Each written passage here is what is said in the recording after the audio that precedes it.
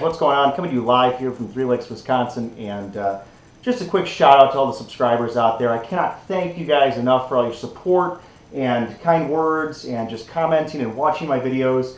It really means a lot, and it's been a couple years now since I started my YouTube channel, Musky Mastery, and hope you guys are enjoying it. A lot of really cool things coming here this winter still, but the future, never been more excited, I guess I'd say, to continue raising the bar. A lot of cool things coming for the 2019-20 season.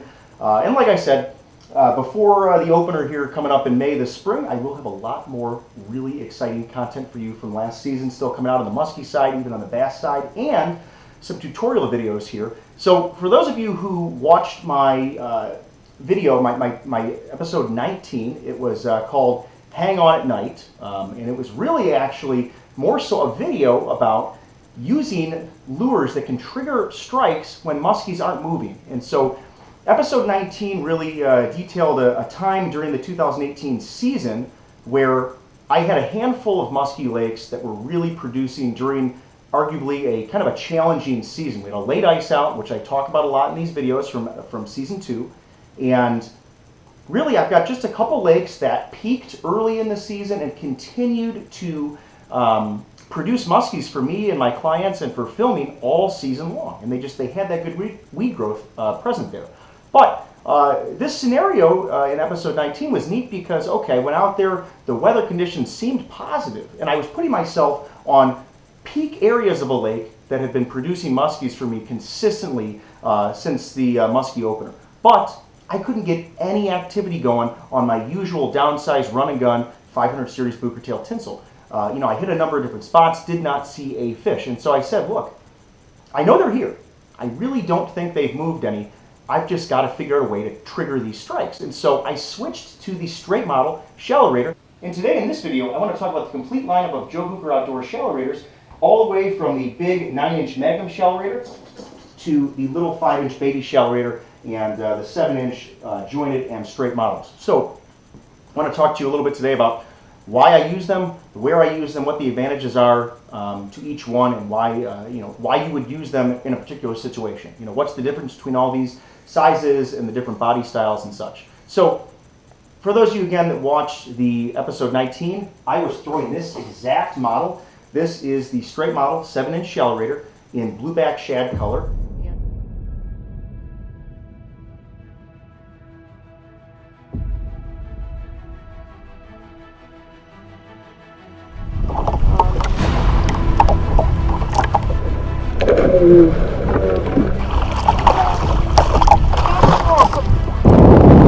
Bruiser, man, on a crankbait, what a gorgeous fish, nice and healthy. And first of all, guys were like, well, why did you actually throw this particular lure on that day? Well, and why would you throw the straight model versus the jointed model? So first thing I'll say about the 7-inch straight model ShallowRaider, the straight model body style produces, or it provides you, I should say, a little more buoyancy because there's more air pockets in here, and this lure will rise actually much faster than the same size bait but in a jointed size. So this lure is almost sometimes, depending on the hook sizes, can be a little more neutral in buoyancy. It doesn't rise as quickly to the surface. The straight model is much faster rise, better buoyancy. And again, the reason I used this in episode 19 when I was fishing that stained shallow water lake here is because I was fishing heavy weed cover and shallow. So I needed a lure that was going to provide me some buoyancy so I could work it and really keep it in that, maybe maximum 3 feet under the surface range, and especially real shallow when I'm throwing up tight. So that's what I guess getting at it right there. That's the application for the straight model, is when I'm fishing thick cover. And I want to be able to use a lure that will rise more quickly and not get snagged in the weeds as much. Now, a couple things with this lure that you'll see here that I didn't actually point out in the video, and actually my good buddy Joe Bucher just released a video on his new YouTube series, I think it's called Plumbing for Muskies, where he talks about a little trick that he showed me that we've been messing around with this past season: lead tape, plumber's tape on your lures. And you can apply different, so here you can see I actually have two strips of lead tape on the belly section of the ShallowRaider. This is really something, you're really just going to have to use your bathtub or your sink, fill it up with some water, and test different numbers of strips of this lead tape until you get the correct buoyancy. What I wanted to do here with this amount of lead tape, this is two sheets here, I didn't want this to be completely neutral. I do want this to be buoyant, so it has some rising, but I wanted it to definitely be a much slower rise. Again, I think that the benefit of the slower rise is that you can trigger more strikes. The lure literally stays in the strike zone where those fish are hanging out for a longer period of time. Now, the other thing, obviously here, that will affect your buoyancy is the hook size. So I've tried a lot of different things here with the 7-inch ShallowRaider, and the hooks that I've got right here now are a 3/0 size. And I found that these hooks, you can see here, they're short shank. They really do not hook themselves during the cast much. They've just got enough length on them where they're effective for hooking, but they don't get all tangled up. So I find this to be a good hook size for this lure. You could downsize to a 2/0 if you really wanted some added buoyancy, and you could probably even get away with a 4/0 if you remove the belly hook. So sometimes I have in the past just gone with a front hook and a rear hook and remove the belly hook here and used a bigger hook. So you can mess around with all different types. People ask, why do you have so many lures? Well, I have them all rigged for different applications. So this particular lure has been very successful for me. Now, another question was, why did I go with this color? It really is, I think I'd say one reason I was using this in episode 19 was, and this is a Greg, you asked me this question, was because I think that white, generally speaking, is always, any lure with a good amount of white in it, I really like, because you look at the bellies of any of these fish, especially like perch, that muskies on that particular body of water really target on that lake. Bluegills, it's a heavy panfish population where I was fishing. They've got that white belly, so that's something I was trying to emulate with the pattern here. But I like to mix it up and try all different types of pattern styles. But generally speaking, I like a lot of these ShallowRaiders with a little bit of a white belly to them. So another thing here I should have mentioned about the plumber's tape is that this lead tape here, some of you guys know it with these flat-bodied minnow baits. They can be challenging casting a lot of times in the wind. This added weight in the belly on this lure really allows you to sling it just a little farther. It really helps you cast this lure more effectively. So again, why would I throw a stripe model ShallowRaider? When I want to trigger strikes and I'm fishing shallow cover. Now, if I'm not triggering strikes with the 7-inch ShallowRaider, I'm going to downsize. We talk about this downsizing all the time, and it's really now starting to gain a little more publicity with the musky crowd. A lot of folks for a number of years now, it's go big or go home. We get 8s, 10s, 12 size blades, monster plastics, and look, there's a time and a place for those lures. Don't get me wrong, I'm not hating on the big lures, but I have found a lot of success by downsizing size. So again, if I'm not seeing fish on my shallow weedy cover, or I'm fishing shallow wood, and where I need buoyancy, and I'm not getting them on the 7-inch, I will just simply downsize. Even a lot of times the same color. I'll throw a 5-inch of the blueback shad there, but I'll throw the downsized 5-inch. And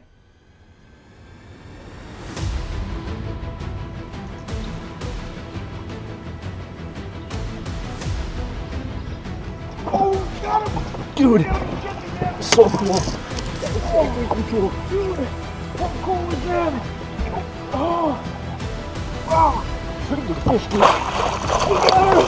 That was awesome. We actually sight fished and found this fish up by these dead logs and wood that's absorbing the sun's rays, and she was just hot on that baby ShallowRaider. Turned right on it, and I knew she was going to take. That's awesome. I work this lure the same, and you'll see this if you haven't watched episode 19, you can watch it or rewatch it. The technique really is pretty simple. It's, and Joe Bucher has coined this a hybrid technique. It's something we've really been working on over the last few years. And the technique really just involves a really just subtle wrist twitch, slackline pause, if you will, where you're whipping the slack line and creating a little bit of a movement to the lure in the water column. Almost, it'd be like dead sticking, as if this lure is facing you, and after you just kind of whip that slack line a little bit, the lure turns a full 90 degrees and will kind of suspend there in place.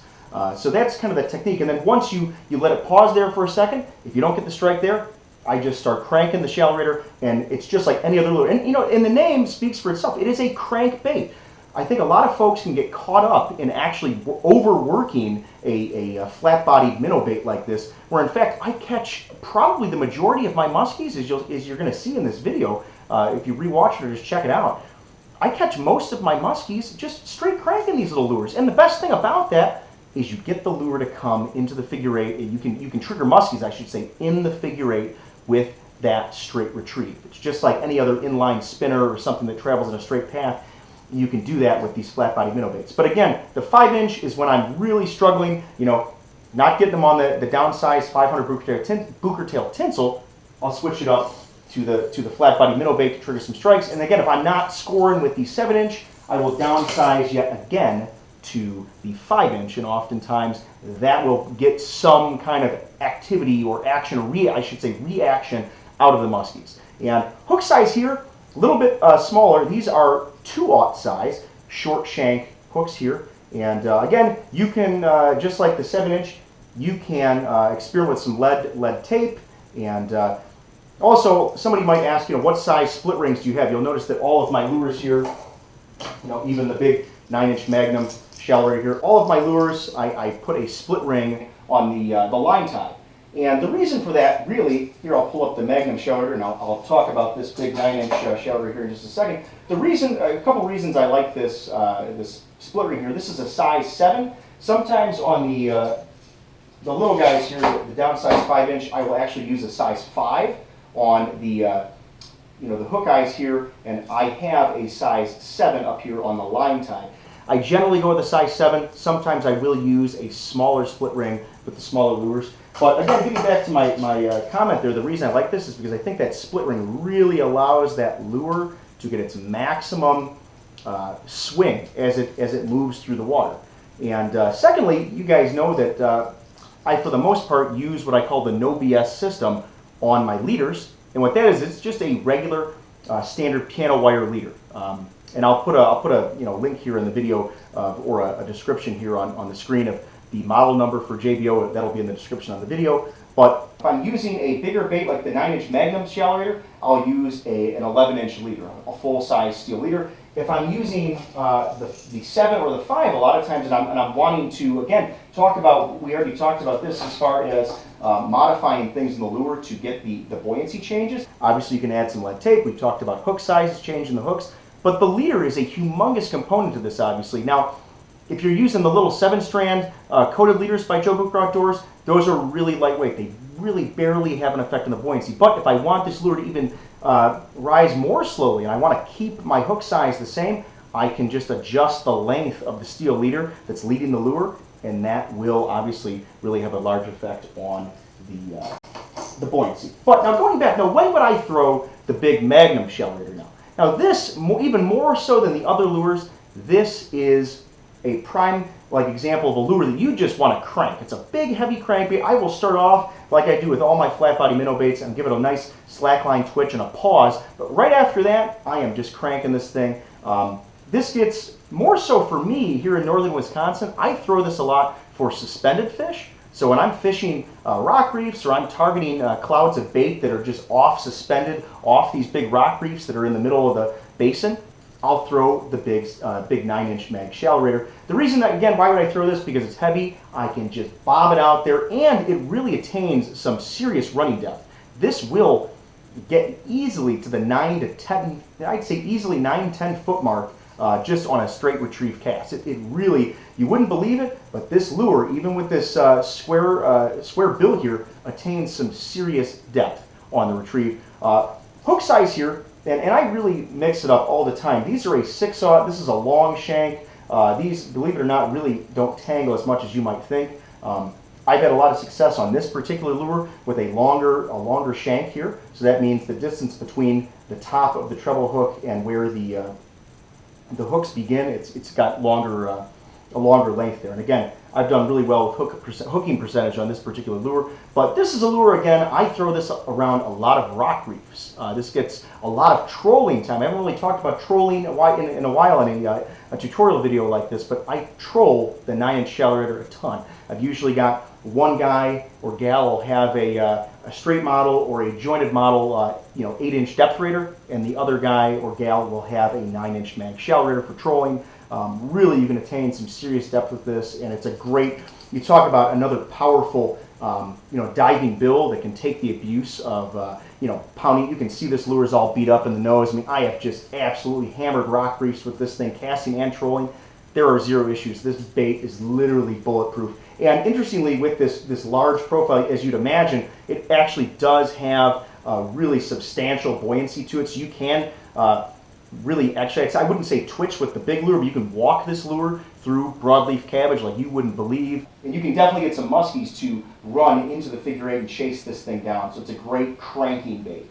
Okay, now, again, I'll sum this up and say that the straight model ShallowRaiders, generally speaking, I am throwing these over shallow cover. Whatever that shallow cover might be, whether it be rocks, weeds, or wood, and generally when I'm throwing the straight model ShallowRaider, it is over weed cover. And I like the straight model because it just provides the lure with more buoyancy.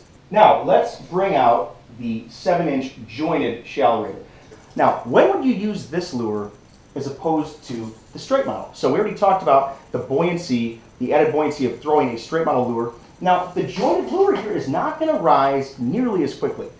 Even if you throw smaller trebles on this, here again, size same as the other 7-inch straight model. I'm using a 3/0 size treble hook short shank here. I've got my number 7 size split rings all throughout because it's the bigger body style.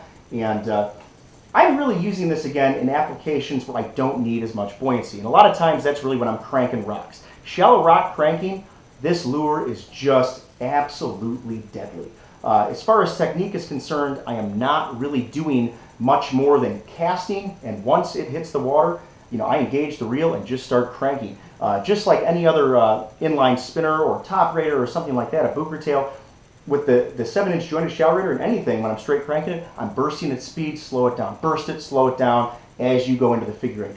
Also, so I talked about fishing at different types of cover, rock cranking, this lure really shines. Also in the late fall period when weed growth starts to decay and break down, this is a great lure if they're not chasing bucktails.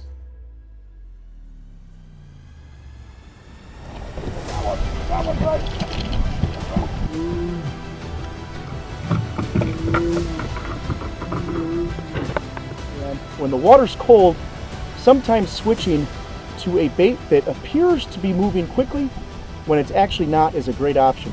This fish finally clobbered a jointed ShallowRaider, creating the illusion of speed can oftentimes trigger strikes. Okay, you can throw this lure and get, if you want to tick weed tips that are just down 3, 4, 5 feet below the surface as those weeds start to decay and break up, this lure is just tops for ticking weeds late in the season in mid-October and beyond. That's another application that I like to use the jointed ShallowRaider in. And night fishing. The jointed body really produces tons of vibration, clacking, all types of noise. When I'm fishing at night, I love throwing jointed lures. Another killer time to use the 7-inch jointed lure. When this lure shines, I know I was about to wrap up there, but I'm really glad that I remembered this one little tip here. When does the 7-inch ShallowRaider shine? Cold fronts. Almost more so than a lot of other minnow baits are concerned here because of the jointed profile here. What this does, and I'm gonna copy again something that Joe Bucher coined in his book Crankbait Secrets. Shout out to Joe on this book, guys. If you haven't read Crankbait Secrets by Joe Bucher, you better go search on Amazon or on Craigslist and see if you can find a used copy of this book. It's one of the best crankbait books that I've ever read, or best books on fishing, I should say, that I've ever read. It's a phenomenal read. Joe does just a fantastic job breaking down all types of crankbait fishing. And in that book, one of the things you will read about is the illusion of speed. You can crank the jointed ShallowRaider here very slowly, okay? And so again, why would you want to crank it slowly when you've got tough, challenging conditions? Keeps the lure in the strike zone for a long time. So the longer I can keep my lure, obviously, where the fish are, it gives me a better chance of triggering strikes. So I can crank this thing slow, but it looks as if it's moving fast. It creates the illusion of speed here because the bait is always moving. It really has a much more pronounced wobble to it. And as we talked about the differences between the jointed and the straight models, the jointed model actually has just a lot less buoyancy. So when you pause this thing, it'll really stay in that spot without rising to the surface. And in some instances, if you apply a little lead tape or use bigger hooks, you can actually get a sinking or more so suspending action out of this lure. So guys, there you have it. I have walked you through the 4 models that Joe Bucher Outdoors makes in the ShallowRaider. I hope you enjoyed this video. Please make sure to subscribe to my channel if you haven't already, and comment. Let's get some discussion going on crankbaits. If you guys have any questions about what I've talked about today, maybe I missed something, or you want to share an experience and bounce a couple ideas around, please comment in the on the video in the section below. I'll leave links to where you can purchase these lures in the description and the rods that I like to throw with it. Anyway, guys, thanks again for watching, and see you next time. Chaz Martin's Musky Mastery Outdoors is brought to you by Joe Bucher Outdoors, #1 in big game fish products, and by St. Croix Rods, best rods on earth. Fish more, worry less.